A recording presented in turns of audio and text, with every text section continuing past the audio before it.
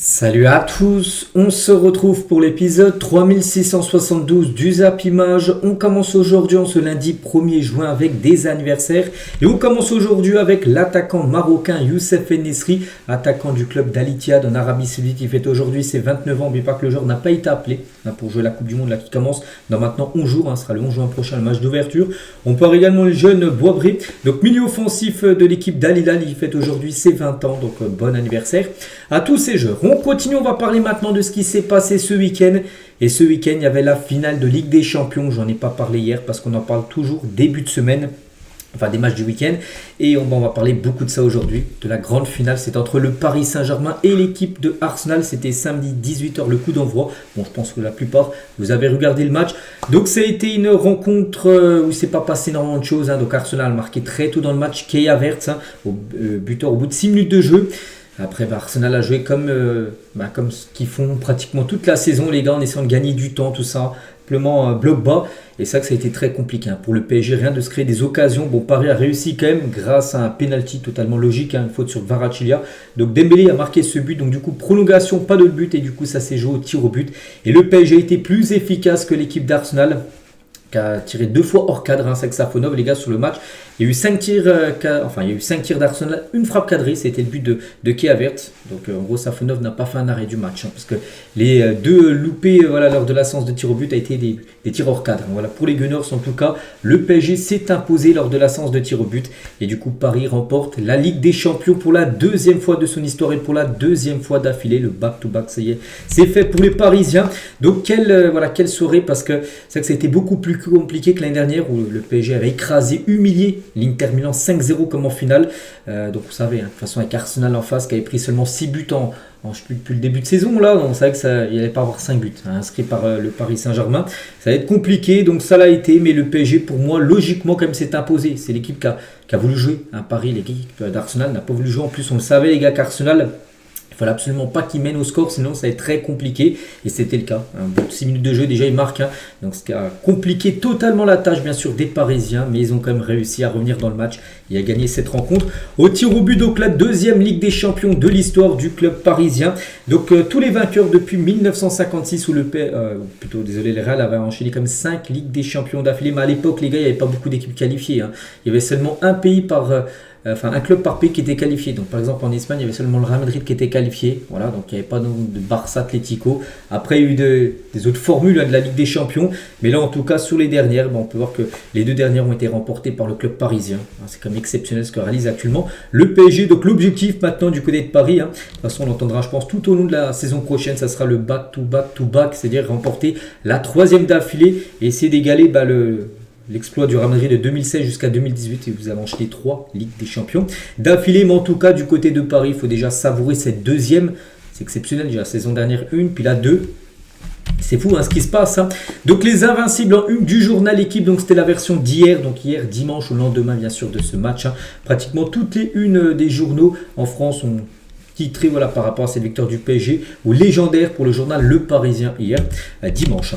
Et c'est vrai qu'il y a eu un avant et un après du Qatar au Paris Saint-Germain, donc 17 trophées avant le rachat du club et 59 trophées aujourd'hui après 15 ans. Hier on était le 31 mai et hier ça faisait 15 ans jour pour jour que le Paris Saint-Germain avait été racheté par QSI qui avait acheté le club 70 millions d'euros. QSI a investi 70 millions d'euros, le PSG est à eux. Maintenant le club est valorisé à plus de 4 milliards 500 millions d'euros. Voilà, donc il a pris une ampleur totalement différente cette équipe parisienne et ça s'est vu aussi avec les trophées. Donc avant le rachat de QSI, donc pour le PSG c'était 2 Ligue 1 remportées, 8 Coupes de France, une Ligue 2, des trophées moyens. Mais depuis les gars, rien que la Ligue des Champions, déjà tu mets 2 étoiles, c'est exceptionnel. Une super Coupe d'Europe où tu joueras la finale ça sera en août contre Aston Villa qui a gagné l'Europa League. Une Coupe des Coupes, une Coupe intercontinentale plutôt une Ligue 1, un trophée, 14 trophées des champions, 16 Coupes de France ou même 14 fois la Ligue 1. C'est exceptionnel maintenant le palmarès parisien. On va parler maintenant de cet homme, celui qui a totalement tout changé du côté de Paris, parce que oui, il est considéré déjà depuis la saison dernière comme le plus grand coach de l'histoire du PSG, et là il confirme que ce sera très compliqué pour son successeur. La personne qui le remplacera, on espère le plus tard possible, pas que Luis Enrique, max 60 ans les gars, il va arrêter sa carrière d'entraîneur, il a 56 ans, donc, est-ce qu'il restera encore jusqu'au PSG pendant 4 ans, jusqu'à ses 60 ans, ou est-ce qu'il peut-être il voudra tenter quelque chose d'autre? Mais il avait dit en interview, à 60 ans, après je veux arrêter, je vais me consacrer à ma famille, ce qui est totalement logique. Donc en tout cas, il vient de remporter sa 3e Ligue des Champions en tant que coach. Donc 2 avec le PSG et 1 avec le Barça en 2015. Donc il est égal, Hakimi aussi 3 Ligues des Champions, donc lui en tant que joueur, 2 avec Paris, 1 avec le Real. Et Lucas Hernandez aussi, 1 avec le Bayern et 2 avec le Paris Saint-Germain. Il y a noté qu'Enrique égale, je crois, Zidane ou Pep Guardiola en Ligue des Champions gagnée, en tant que coach. Après il y a des coachs qui ont gagné plus, comme Carlo Ancelotti, je crois, qui a gagné 5 fois la Ligue des Champions en tant qu'entraîneur. Luis Enrique, par rapport au match, par rapport à tout ce qui se passe, il a dit c'est encore plus fort que l'année dernière, cette Ligue des Champions remportée. On savait la difficulté d'égaliser cette équipe d'Arsenal, parce que oui, c'est vrai que la finale la saison dernière et cette saison, ça a été totalement différent. Celle-là était encore plus savoureuse, je pense, parce que tu gagnes au tir au but dans un match très compliqué où tu perdais face à une équipe qui voulait pas jouer. En gros, ils n'ont pas voulu jouer à Arsenal, les gars. Ils n'ont pas voulu faire du football, en gros. Donc, il y a beaucoup, je pense, de personnes qui sont contentes quand même que le PSG ait gagné, parce que c'est l'équipe au moins qui essayait Paris, alors qu'Arsenal n'a rien essayé, ça grattait. En plus, on avait parlé il y a quelques jours, souvenez-vous les gars, le journal L'équipe avait sorti un article en disant qu'Arsenal, ils essaient de gratter au maximum de secondes, des touches, ça mettait trop longtemps, des corners, peu importe, ils grattaient à chaque fois, toutes les secondes possibles pour les gratter, ils essayaient de faire ça. Regardez, même le corner qu'ils allaient normalement obtenir juste avant la mi-temps, mais ils ne l'ont pas eu parce que Bukayo Saka, il a mis au moins 2 minutes à le tirer, et le corner n'a pas été tiré, c'est totalement logique. Voilà. Enrique, donc nous méritons de gagner aujourd'hui. Donc à chaque coup de pied arrêté face à l'une des équipes les plus fortes d'Europe et du monde, nous sentions le danger, parce que oui, on sait que c'était une équipe redoutable sur corner. Ils n'ont pas marqué sur corner, ils ont marqué sur un contre. En plus, ils ont un peu de chance au début, parce que c'est Marquinhos qui compte, je crois, je ne sais plus sur quel joueur du PSG, puis ça fait contre-attaque. Puis après, Safonov se fait battre. Mais voilà, sinon... c'était toujours, il y avait du danger à chaque fois, même quand il faisait des touches longues, tu avais toujours peur d'un cafouillage et que le ballon finisse au fond des filets. Et Enrique aujourd'hui, je pense que Warren donc méritait de jouer parce qu'il méritait de participer à cette finale. Il a tout fait, il a montré sa personnalité, il a accepté ma décision de le laisser sur le banc parce que Zeremia était très important, par exemple pour la demi-finale aller, souvenez-vous, contre le Bayern, il y avait 5-4, il avait joué milieu de terrain pour remplacer Ruiz, et le match retour, il avait remplacé Hakimi au poste de latéral droit. C'est vrai qu'il était un peu déçu, Zeremia, parce qu'en plus il est rentré, je crois, pendant les prolongations. Et mais il a dit qu'il est obligé quand même de lui donner du temps de jeu parce qu'il était très important. Il ne pouvait pas le mettre tout le match sur le banc et pas le faire jouer cette finale. Mais voilà, dans les minutes qu'il a joué, il a montré qu'il est un véritable professionnel, une personne très spéciale. Je tenais à le souligner, voilà ce qu'il a pu envoyer. Mais il a dû faire des choix pour cette finale. Donc c'est pour ça qu'il a mis Ruiz au milieu et du coup Hakimi à droite, qui a réalisé un très gros match. Achraf Hakimi. Et Enrique, les gars, il est entraîneur quand même avec le meilleur taux de victoire en Ligue des Champions depuis 1992. L'entraîneur du PSG est à un taux de 63% de victoire devant Pep Guardiola 61% et Louis van Gaal 60% de victoire. Donc en tout cas, nous ce qu'on retient, c'est que Luis Enrique, c'est lui qui a le meilleur pourcentage de victoire lors des matchs de Ligue des Champions. Et toujours avec Enrique, lu dans le journal L'équipe, donc Enrique n'a plus rien à prouver à Paris. Il a tout montré les gars, voilà. Plus rien. Donc sa place dans la légende du club était déjà assurée et celui qui le délogera tout là-haut n'est sans doute pas encore né. L'entraîneur qui fera mieux que lui.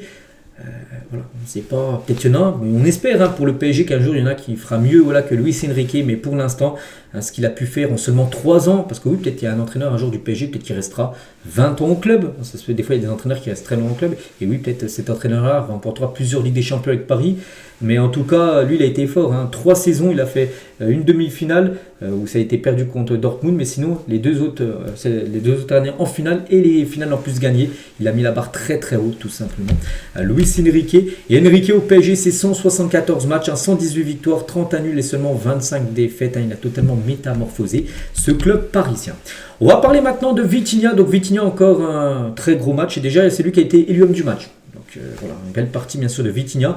Donc Vitinha a réussi quand même 1589 passes cette saison Ligue des Champions. Il a fini bien sûr premier par rapport au joueur qui fait le plus de passes. En finissant comme 9 matchs sur les 15 ou 16 matchs en tout que Paris a disputé un peu plus, vu que les barrages, avec plus de 100 passes réussies. Et 9 matchs où il a fait au moins 100 passes minimum, dont ce match là contre Arsenal, où Arsenal produisait pas de jeu, il jouait le bloc bas, donc Paris avait beaucoup de possession de balle. Et voilà, il s'est encore régalé bien sûr Vitinha. Après, ce qui mérite le prix d'homme du match, je sais pas, parce qu'il y a aussi d'autres Parisiens qui ont été très bons sur cette finale. Je pense à João Neves, les gars. Neves, quel joueur, on va en parler un peu après. Exceptionnel, bien sûr. João Neves. Mais en tout cas, c'est bien Vitinha officiellement qui a été élu homme du match. Donc il succède à Désiré Doué qui avait remporté le prix d'homme du match l'année dernière face à l'Inter. Il a marqué un doublé, une passe D. Doué. Donc Carvajal avait remporté le prix pour l'homme du match en 2024 où le Real avait gagné 2-0 face à Dortmund. Rodri l'avait gagné en 2023. Courtois avec le Real, ils avaient gagné 1-0 face à Liverpool. Courtois a réalisé 10 arrêts, il y a eu 10 tirs cadrés de Liverpool, 0 but marqué parce que Courtois avait fait les 10 arrêts. Le Real c'était un tir cadré, un but. C'était Vini qui avait marqué. Et Kanté en 2021 avait gagné aussi le prix d'homme du match. Ça avait été un Chelsea face à Manchester City. Tiens, on va parler de João Neves. Pour moi, ça aurait pu être lui, l'homme du match, parce qu'il est énorme. Il est exceptionnel, c'est un peu le chouchou. En plus, il est tout jeune, il a 21 ans. Puis même, voilà, c'est quelqu'un que tu es obligé de l'aimer. Voilà, João Neves. Puis même dans son football, les gars, il a tout d'un grand. Il a tout d'un très très grand. Et la déclaration d'amour de sa copine qui était présente. Sa copine est une actrice de film, voilà, de série du côté du Portugal. Donc elle a dit, c'est ma personne, je t'aime pour toujours. Mon cœur est chaud pour toi, mon chéri. Donc Jo, exactement un an après que nous ayons eu la coupe aux grandes oreilles entre nos mains, nous voilà. Voilà, donc pour une deuxième. Après un match très difficile, un moment difficile dans lequel nous avons absolument tout donné, comme toujours, avec beaucoup de sang et de sueur et de larmes, de blessures, de phases compliquées. Je ne peux te dire à quel point je suis fier de faire partie de tout ça, de te voir conquérir chaque trophée, chaque match, chaque moment difficile. Et tu sais, tout avec le sourire aux lèvres. Ce sourire qui infecte tout le monde, cette joie, et qui est la tienne. Donc voilà, en gros, le message de sa copine pour João Neves par rapport à son match exceptionnel. Et Walid Cherchour, donc il a dit, donner un contrat à vie à João Neves. Je suis fan de ce joueur. C'est vrai que je vois pas de haters, c'est-à-dire je vois pas de personnes qui critiquent João Neves. Tout le monde l'apprécie. Il y a des joueurs comme ça, un peu comme Kanté aussi, qui est un joueur très apprécié. Il n'a pas de personnes qui le critiquent. Neves, c'est pareil. Donc, il dit, les fashion, mettez-vous sur le côté. C'est ma finale. Il est arrivé, short relevé. En plus, maillot dans le short. Un peu à l'époque. Il n'y a que lui. Tout le monde met son maillot au-dessus du short. Donc, lui, c'est dans le short. Voilà. Voilà. Contour, ce qui impacte le milieu de terrain. Je suis complètement fan de ce mec tellement sous-côté. João Neves, qui est un magnifique, bien sûr, footballeur. Et à noter que son ancien club, le Benfica, a récupéré 2 millions d'euros supplémentaires sur le transfert de João Neves suite à la victoire du PSG. Le club parisien a en tout déboursé 70 millions d'euros pour récupérer son jeu au milieu de terrain, parce qu'en base, de base, le transfert c'était 60 plus 10 millions de bonus. Et du coup, tous les bonus ont été élevés. Parce que les bonus, c'est par exemple, s'il venait à gagner une Ligue des Champions R2, une deuxième Ligue des Champions, c'était peut-être encore 2 millions. En tout, tous les bonus ont été élevés. Tellement qu'il était bon, tellement qu'il a joué, tous les bonus ont été élevés. Donc du coup, Paris l'a acheté définitivement 70 millions d'euros, mais même actuellement, là, il part, par exemple, João Neves, il partira pas, mais s'il venait à partir, par exemple, le Real Madrid, un rêve d'un João Neves, c'est le double. C'est au moins 140 millions d'euros. Là, 70, là, les gars, c'est donné pour un João Neves à seulement 21 ans. On va parler toujours bien sûr de cette finale. À noter que Paris, on sait, a eu beaucoup de possession. Donc le PSG a obtenu le plus haut pourcentage de possession de balle pour une finale de Ligue des Champions depuis qu'Opta. Opta, c'est un super ordinateur, ceux qui font les stats, tout ça. Donc analyse la compète. Depuis qu'il y a les statistiques dans le football, c'est Paris qui a eu le plus de pourcentage de possession de balle sur une finale de LDC. Les Parisiens ont affiché quand même 75% de possession de balle. Donc 3 fois sur 4, c'est Paris qui avait le ballon lors du match face à Arsenal. Donc le président record à ce stade à la compétition était le Barça face encore à Arsenal. C'était en 2006. Arsenal, pareil, mené 1-0, ils avaient perdu le match 2-1. C'était au Stade de France, cette rencontre. Le Barça avait eu 70% de possession de balle. Donc là, Paris fait encore mieux avec 75% de possession de balle sur cette finale face à Arsenal. Arsenal, il y a 20 ans, c'était pareil. Ils avaient aussi laissé le ballon au FC Barcelone. Bon, ils s'étaient fait punir en fin de match, comme c'était le cas lors du match face à Paris. On va parler maintenant d'Ousmane Dembélé, donc buteur très important sur penalty, parce qu'il fallait le marquer. Parce que là, il y avait faute. Gvara a obtenu la faute, tout ça, mais il faut encore marquer le penalty. Parce que le penalty, ne croyez pas que c'est but à coup sûr. Et il a marqué. Il a marqué. Mais bon, sa finale, les gars, dans l'ensemble, heureusement qu'il marque le penalty. Parce que moi, je l'ai vraiment trouvé très très moyen lors de la finale. Des corners, les gars, il en a tiré 2 ou 3. Je crois que les 3 ont été loupés directement. Des frappes, 1 ou 2 frappes, c'est passé à 30 mètres au-dessus de la barre. Okay, et sinon, les dribbles, il n'est pas passé un coup. Donc le match est vraiment très moyen. Bon, une note de 5 sur 10. Donc à la suite de cette finale, il faudra aussi parler un peu de sa prestation très compliquée, sans réel génie. Le Ballon d'Or aime pourtant ce genre de confrontation serrée avec énormément de tension. Il n'a pourtant que trop peu pesé sur le jeu de son équipe. Voilà. Même lorsqu'il était reculé, sa qualité de passe n'a jamais fait la différence. C'est vrai que ça a été un mauvais match. Mais bon, il a été buteur. C'est grâce à son but, les gars, qu'il a 5. Voilà, son but sur penalty. Il marque pas, enfin il n'y a pas de pénalty, il marque pas, il obtient une note de 2 ou 3, voilà, pas plus. Bon, il sauve son match avec son pénalty et il est encore du coup décisif quand même en finale de Ligue des Champions. Et grâce à son but, et malgré que son match n'a pas été super bon, il y a la victoire au bout et il se rapproche très prochainement du prochain Ballon d'Or, on peut dire. Ousmane Dembélé, tout dépend de la Coupe du Monde, ce que ça va donner. Mais en tout cas, il a dit à la fin du match, c'était une soirée exceptionnelle bien sûr pour lui et ses collègues. Et à noter que Dembélé, il égale Zidane en joueur français avec le plus de buts à partir des demi-finales de la Ligue des Champions. Zidane, il avait inscrit 5 buts en demi ou finale. Les deux demi ou finale à partir de demi. Donc 5 buts pour Zidane, 5 du coup pour Ousmane Dembélé et 9 buts pour Karim Benzema à partir des demi-finales et finales. Voilà, lors des très très grands matchs de Ligue des Champions. Toujours Benzema qui est encore loin devant, mais Dembélé égale la légende Zinedine Zidane. Et toujours avec Dembélé, donc il inscrit aussi son 28e but en Ligue des Champions. Donc il a marqué maintenant plus de buts que Luis Suarez en LDC. Luis Suarez a fini sa carrière à 27 buts en LDC. Dembélé est à 28. Donc l'attaquant parisien dépassait également Sadio Mané qui compte également 27 buts. Donc voilà, il fait mieux maintenant d'un but. Ousmane Dembélé. Et notez que Dembélé, il peut peut-être devenir le premier joueur de l'histoire du football à remporter tous ces trophées 2 fois. La Ligue des Champions 2 fois, ça c'est fait. Le Ballon d'Or 2 fois et la Coupe du Monde 2 fois. Donc pour l'instant, ces 2 compètes, il l'a 1 fois. Et là, ça bientôt, imagine la Coupe du Monde, il vient de la gagner avec l'équipe de France. S'il la gagne, le Ballon d'Or sera quasiment acquis. Donc aucun footballeur, même Messi. Donc Messi, oui, il a gagné plusieurs Ligues des Champions, plusieurs Ballons d'Or, mais une Coupe du Monde. Messi aussi peut réaliser ça sur ce mondial. Si Messi venait à gagner la Coupe du Monde, lui aussi aura minimum 2 LDC, 2 Ballons d'Or et 2 Coupes du Monde. Voilà, c'est les 2 seuls joueurs qui peuvent réaliser ça, tout simplement. Avoir 2 trucs comme ça, parce que Ronaldo ne peut pas, parce qu'il n'a jamais gagné la Coupe du Monde. Au pire, s'il la gagne là, il aura seulement un mondial, ce qui est déjà très bien. Mais en tout cas, voilà, Dembélé peut réaliser cette performance, ou Messi. Voilà, on verra. S'il y a un des 2, peut-être aucun, remportera voilà, tous ces trophées-là. Tiens, on compare aussi voilà, cette attaque à l'époque Neymar, Mbappé, Messi, 0 LDC en haut. Et c'est vrai que ça a changé. Dembélé, Doué, Kvaratskhelia, peut-être des noms des moins superstars, on va dire. Mais en tout cas, 2 Ligues des Champions avec cette triplette offensive. Désiré Doué, tiens, le Stade Rennais a félicité le PSG, Ousmane Dembélé. Désiré Doué, nouveau trophée pour Ousmane. Mandine, en gros, voilà, le centre de formation de Rennes. Félicitations au PSG pour le back-to-back. Voilà le message du Stade Rennais pour féliciter, bien sûr, surtout Doué à gauche et Dembélé, 2 anciens joueurs, bien sûr, du Stade Rennais. Daniel Riolo, donc lui, il a dit l'évolution du PSG est incroyable. Les supporters ont éteint tous les stades d'Europe. J'étais aux abords du Parc des Princes. Tout le monde se mélange autour du PSG 4 heures avant l'ouverture. Ce qu'il se passe autour du club, c'est une folie. C'est le travail de tout un club. Même quand tu n'aimes pas le PSG, tu es obligé de respecter ce que le club est devenu. C'est vrai. Parce qu'avant, les gars, il y avait beaucoup de problèmes. Il y a eu des problèmes aussi vraiment à l'époque avec les supporters qui se battaient entre eux, bien sûr, entre supporters de Paris. Et depuis, Paris a changé beaucoup de choses, tout ça. Et Paris maintenant est une excellence. C'est un club exemplaire maintenant dans le monde entier. Et voilà, Paris maintenant enchaîne les Ligues des Champions. Donc Paris a totalement changé. Même à l'étranger, où Paris avant était un club un peu de 12 heures, il faut le dire, Ligue des Champions, d'humiliation, tout ça. Et maintenant, les autres personnes, soit que les fans anglais, les fans espagnols, les fans allemands, voient totalement le PSG différent de ce qu'était le PSG il y a encore quelques temps. Hakimi, tiens, désormais le joueur africain le plus titré de l'histoire du football. Voilà, avec ce nouveau trophée de LDC. Donc c'est lui le joueur africain avec le plus, pas de Ligue des Champions, mais le plus de trophées, après tout ce qu'il a pu remporter dans sa carrière. On peut parler aussi de ce joueur, les gars, Pacho, 93 600 secondes, c'est le maximum de secondes disponible. Il a tout joué, les gars. 17 matchs, 0 carton.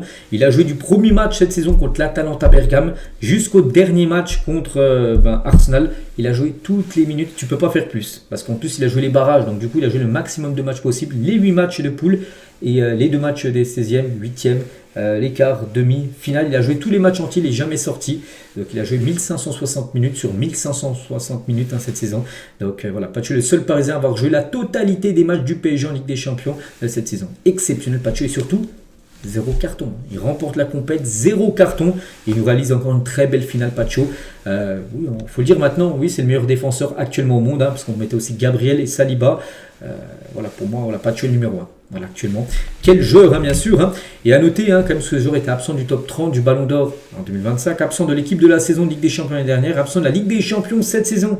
Il y a aussi la truc, et il est absent dedans. C'est quand même un sacré scandale. Au vu de ce qu'il a pu montrer, puis rien que ça, les gars, il a joué toutes les minutes. Et même, il a été bon. Il remporte en plus le trophée. Hein.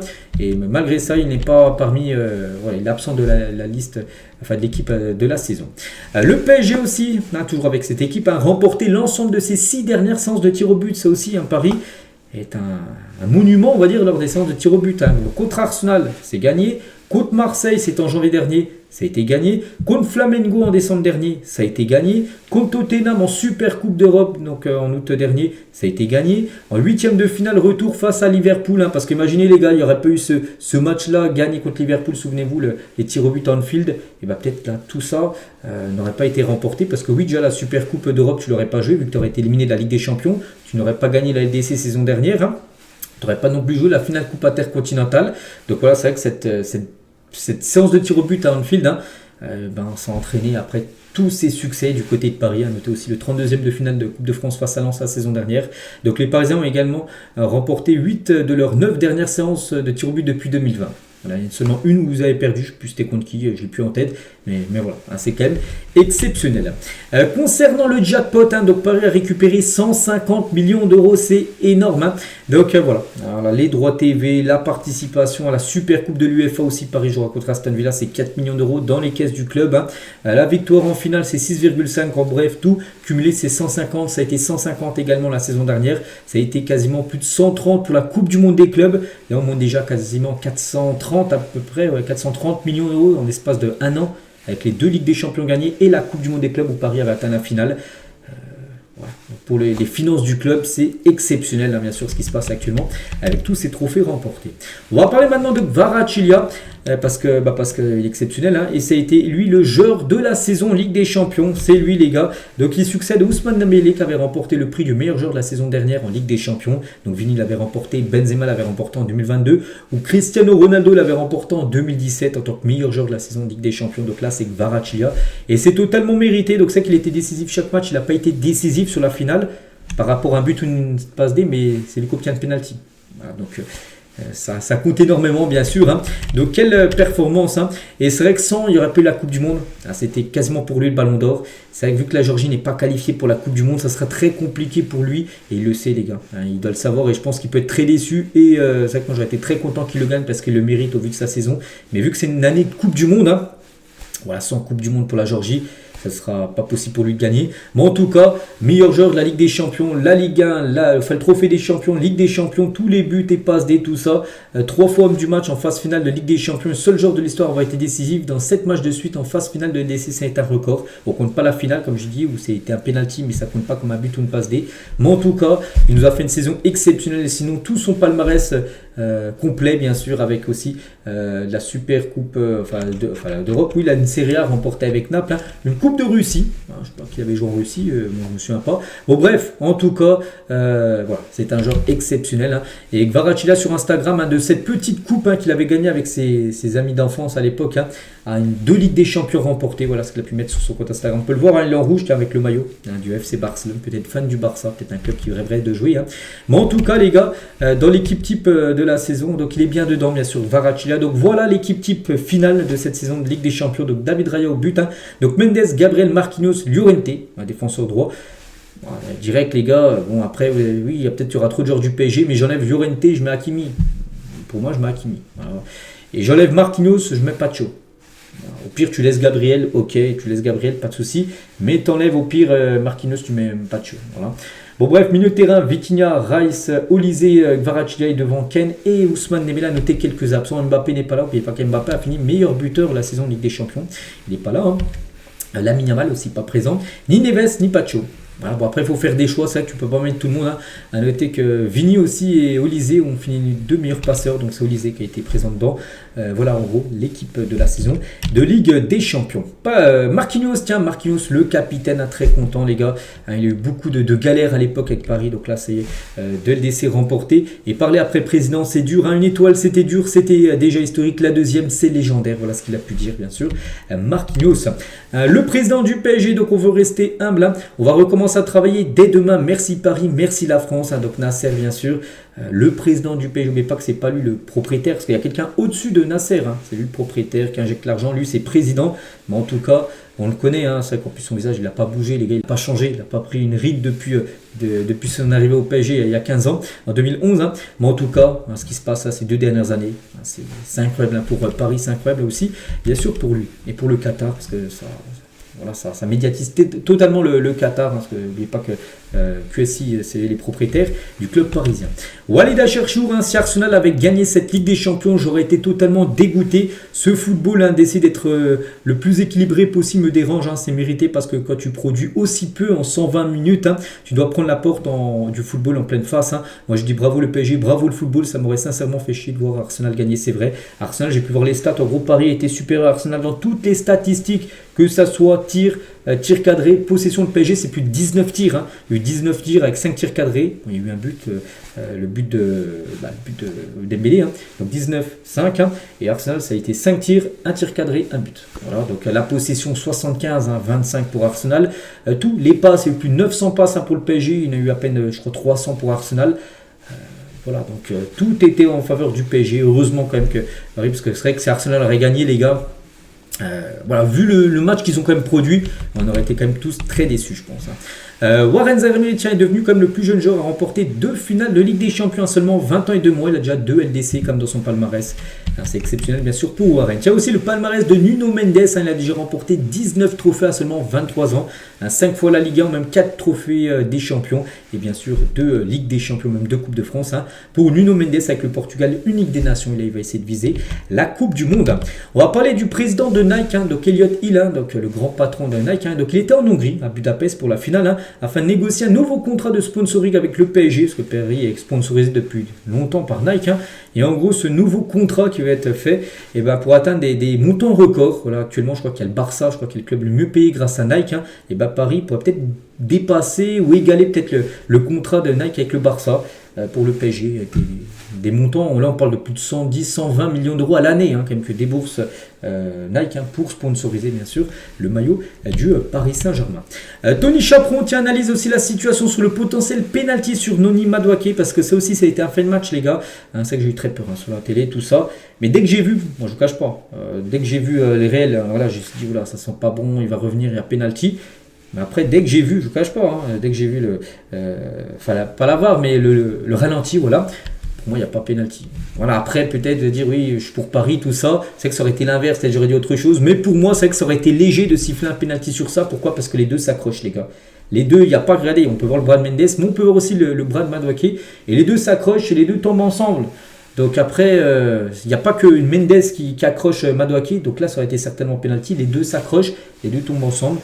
Voilà, donc pour Tony Chaperon, ancien arbitre, donc pour lui, il n'y avait pas pénalty. On peut dire aussi la même situation avec Bukayo Saka qui touche le ballon de la main dans la surface. Après, c'était le même cas en demi-finale, on se souvient, lors du PSG Bayern, c'est vrai. Voilà, après, voilà. L'arbitre n'a pas sifflé, c'est comme ça. Et tant mieux. Le monde aussi sur les champs. Donc à la fin du match, beaucoup de supporters, bien sûr, sont sortis un peu partout dans les rues. Il n'y avait pas qu'à Paris, beaucoup de villes françaises, beaucoup de monde qui est sorti. Mais le problème, les gars, et on redoutait, ça s'est passé, c'est tous les débordements. Et le ministre de l'Intérieur, Laurent Nunez, annonce qu'il y a eu plus de 457 gardes à vue quand même à la dans la nuit de samedi à dimanche par rapport à des personnes qui ont fait n'importe quoi. Moi j'ai vu des vidéos, vraiment des vidéos totalement folles de ce qui s'est passé. Donc le PSG dénonce totalement les violences qui ont eu lieu en marge des célébrations, donc dans la nuit de samedi à dimanche, parce que nous aimons profondément Paris, nous avons été attristés par les violences et les dégradations qui ont touché notre ville. Ces actes ne reflètent ni les valeurs du football, ni l'esprit de cette célébration. Merci aux forces de l'ordre, aux services de secours, au personnel mobilisé, parce que c'est pas possible, ça se passe tout le temps, les gars, et surtout ça se passe qu'en France. Les gars, par exemple, tu vas en Angleterre, tu vas en Allemagne ou en Espagne, quand le Real Madrid ou peu importe, il gagne regardez, le Barça a fait une parade là il y a quelques semaines, aucune casse, voilà, ça célèbre, c'est tout le monde est content. Que là, après je parle pas de tous les supporters, bien sûr, je sais même pas si c'est des supporters qui font ça, ils viennent, ils cassent tout. Voilà, ils brûlent des voitures, ils brûlent des vélos, tout ça. C'est dommage parce que C'est souvent, on voit quand même souvent ça quand même depuis pas mal d'années. Voilà ce qu'à dire côté parisien. On va parler un peu côté Arsenal, hein, parce qu'ils perdent quand même la finale. Et Arsenal quand même a perdu sa 5e finale européenne, les gars, consécutive. Hein. Donc là, la finale de LDC, ils avaient perdu la Ligue Europa en 2019 contre Chelsea, défaite 4-1. La finale de la Ligue des Champions 2006, hein, 2-1 face au Barça. La finale de la Coupe UEFA au tir au but face au Galatasaray. La finale de Coupe d'Europe des vainqueurs de Coupe 95 contre le Real Zaragoza. Voilà. Bon, bref, ça fait 5 finales d'affilée qui perdent en Arsenal. Ils étaient très proches, hein, mais non, c'est pas pour cette année. Et on s'était préparé et entraîné pour ce moment. Hein, c'était préparé. En gros, ils parlent des tirs au but. Ils avaient préparé, en gros, les séances de tirs au but. Ils savaient qui allait tirer tout ça. Gabriel devait tirer le 5e. Voilà, c'est pas Gabriel à la fin, pendant le match, qui a dit je vais tirer. Non, c'était déjà prévu, en gros, que Gabriel, le défenseur qui a loupé son péno, en gros, qu'il allait tirer être le 5e tireur de pénalty. Hein. Donc, il a également dit que le PSG est la meilleure équipe du monde. Voilà ce qu'il a pu dire. Hein. Puis c'est vrai qu'il n'aurait pas pu dire autrement. Il n'aurait pas pu nous dire oui, c'est un vol ce match, on aurait mérité de gagner. Non, ça aurait été un scandale qu'il dise ça, vu le jeu qu'a produit comme son équipe. Hein. Bon, ils ont plutôt déjà bien sorti cette saison avec la première ligue remportée. Mais voilà, c'est bien, c'est très fort défensivement, mais il faut aussi déployer un peu de jeu, hein, pour Arsenal. Oui, c'était proche de la Ligue des Champions, mais ça ne passera pas à chaque année. Hein. Rien que d'atteindre une finale, hein, c'était déjà très bien pour eux. Hein, bon, ils avaient fini premier, on se souvient. Hein. Ils avaient eu un bon parcours avec l'Leverkusen, le Sporting et l'Atlético, quand même, lors des matchs d'élimination directe. Mais voilà, il y a des années où ce sera plus compliqué, hein, pour Arsenal. Il faudra changer, je pense, quelque chose. Hein. Mais en tout cas, les clubs anglais ne feront pas le 3 sur 3, parce que pour l'instant, ils étaient à 2 sur 3 avec Palace et Aston Villa qui a gagné les 2 autres Coupes d'Europe. Et du coup, Arsenal échoue, bien sûr, dans sa quête de Coupe d'Europe. Hein. Le post Instagram de Gabriel qui a loupé son tir au but, hein, il a tiré au-dessus. Hein. Donc c'est douloureux, mais je suis fier de cette équipe et de tout ce que nous avons accompli cette saison. Merci à tous nos incroyables fans pour leur soutien à chaque étape du chemin. Vous méritez de célébrer ce parcours avec nous et profiter du défilé aujourd'hui, parce qu'hier il y a eu un défilé par rapport à la première ligue remportée. Hein. Donc à la saison prochaine, donc Amour, voilà, en gros il a envoyé un message, hein, sur ses réseaux sociaux, hein, et noté avant la finale, donc samedi soir. Hein, donc Gabriel n'avait jamais tiré de pénalty depuis son arrivée en Europe en 2017, parce qu'il ne tire jamais de péno. Hein, il y a d'autres joueurs qui tirent les pénaltys à Arsenal. Et là, vu que c'était la séance de tir au but, donc là il fallait plusieurs tireurs, et du coup, il n'avait pas tiré de pénalty depuis 9 ans, on va dire. Et là, en plus, il a tiré en finale de Ligue des Champions. Bon, il n'a pas cadré, comme Madueke aussi qui a fait du hors cadre. C'est qu'à pénalty, ça doit être au moins cadré. Voilà, tu cadres, hein, tu as déjà, je pense, 2 chances sur 3 de marquer. Voilà, hein. Mais bon, si tu cadres pas, c'est bien sûr beaucoup plus compliqué de marquer. Declan Rice, hein, donc Gabriel et Eze, donc les deux qui ont loupé leur pénalty, il a dit nous les aimons et nous sommes avec eux, ça arrive au foot. Hein. Ils ne seront pas les derniers joueurs à rater des pénaltys en finale. Et sans ces deux-là, nous n'aurions pas remporté la première ligue. Hein. Les plus grandes équipes ont déjà perdu au tir au but, c'est vrai. Voilà, il y a eu l'équipe de France, souviens que ça a été très douloureux. Voilà, contre l'Argentine, après c'est comme ça. Il faut bien départager, voilà, un match, enfin 2 équipes lors d'une finale. Et des fois ça joue au tir au but, et là ça a tourné en faveur du PSG. Hein. Et Rice, il a dit félicitations quand même au PSG, hein. C'est la meilleure équipe des 2 dernières saisons, bravo. Voilà ce qu'il a pu dire, hein, le joueur Declan Rice. Et comme je dis, il y a une grande parade, hein. La plus grande parade de l'histoire du pays. Il y avait au moins 1 million de supporters, de fans, hein, voilà, qui étaient présents.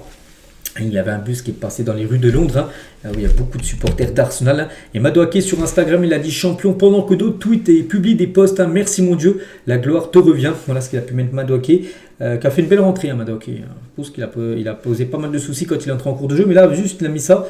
Et il dit voilà, pendant que d'autres tweetent et publient des posts, en gros, c'est parce qu'en gros, dès qu'Arsenal, on a su que vous avez perdu la finale, hein, et ben, le nombre de clubs et de joueurs de première ligue, hein, qui ont trollé Arsenal, par exemple, tiens. Chelsea Arsenal, c'est dans un peu le club de... Enfin, ils sont à côté dans la même ville de Londres. Hein. Et en gros, le compte officiel de Chelsea, quelques secondes après le coup de sifflet final, ils ont posté ça en gros. Hein, c'était 2 minutes après, voilà, le coup de sifflet final, le PSG gagne la Ligue des Champions. En gros, ils ont mis une Ligue des Champions là. Voilà, ok. Et en gros, vous pouvez venir visiter à Stamford Bridge le Stadium Tour, tout simplement. Voilà, en gros, ils faisaient de la pub pour aller visiter, en gros, la Ligue des Champions, tout ça. C'est un petit pic envoyé Arsenal, du coup, qui venait de perdre la Ligue des Champions 2 minutes avant. Hein. Crystal Palace aussi, un club également dans Londres. Hein. Voilà, champion d'Europe, ils ont publié ça à 21h49. La séance de tir au but, c'est fini à 45 à peu près, parce que hein, ça a pris beaucoup de temps tout ça. Donc regardez, hein, 21h49, pile poil, tu vois, tu dis pile poil après la défaite d'Arsenal, pour dire qu'eux ont gagné une Coupe d'Europe par Arsenal. Hein. Spence aussi, tiens, défenseur droit de Tottenham, parce qu'un coup il avait été chambré, regardez sur un tweet d'Arsenal, 23 février dernier. Voilà, il y a lui avec un joueur d'Arsenal, puis là il a mis un petit message cette fois-ci pour les chambrer. Hein. Richarlison aussi, bon il a rien mis par rapport à Arsenal, mais il a mis un petit enfant en train de rigoler. parce que Arsenal vient de perdre. Hein. Ou même Erling Haaland lui aussi, hein, juste il a mis qu'un post numéro 1000, c'était sa millième publication sur Instagram, il a mis une photo de lui avec 3 amis à lui, regardez, hein, il n'y a pas d'autre message, juste il a mis ça aussi 5 minutes après la défaite d'Arsenal. Voilà en gros pour dire qu'il troll et chambre, hein, bien sûr, c'est cette équipe des Gunners. Et on finit juste avec ce supporter aussi. Hein. La transition est légendaire. Hein. Ce supporter d'Arsenal avait interpellé un supporter parisien et lui a dit de se rappeler de lui à la fin du match lorsqu'il pleurera. Voilà, lorsque le PSG perdra la finale. Hein. Donc résultat, c'est lui qui a été filmé en train de pleurer à la suite de la défaite d'Arsenal. Donc on peut le voir là. Ce supporter parisien lui dit qu'à la fin du match, tu vas pleurer. Voilà, on va gagner la Ligue des Champions, tout ça. Donc voilà, après les deux se sont séparés, hein, ils ont fait chacun le match, une partie différente du stade. Hein, mais à la fin du match, il a été filmé, les gars, ce même supporter en train de pleurer. Alors qu'il a dit pourtant que c'était le supporter parisien qui allait pleurer. Donc voilà, on finit avec ça, les gars, cet épisode qui a été consacré à 100% sur la grande finale de Ligue des Champions, parce que c'est une finale de DDC, puis c'était un très très grand match, enfin, très grand match, vu que c'était la finale. Après, on s'attendait à un meilleur football, surtout de la part d'Arsenal, qui ne voulait pas jouer au foot samedi soir. Donc voilà ce qu'il y a à dire. J'espère que ça vous a plu. Donc maintenant, les gars, on va se focus sur la Coupe du Monde parce qu'on est le 1er juin. Le mondial commence le 11 juin prochain. Voilà, pas jeudi là, le jeudi suivant. Donc maintenant, on va se focus vraiment sur cette compétition. Et moi, je vous laisse. Hein. Je vous souhaite une très bonne journée et à demain.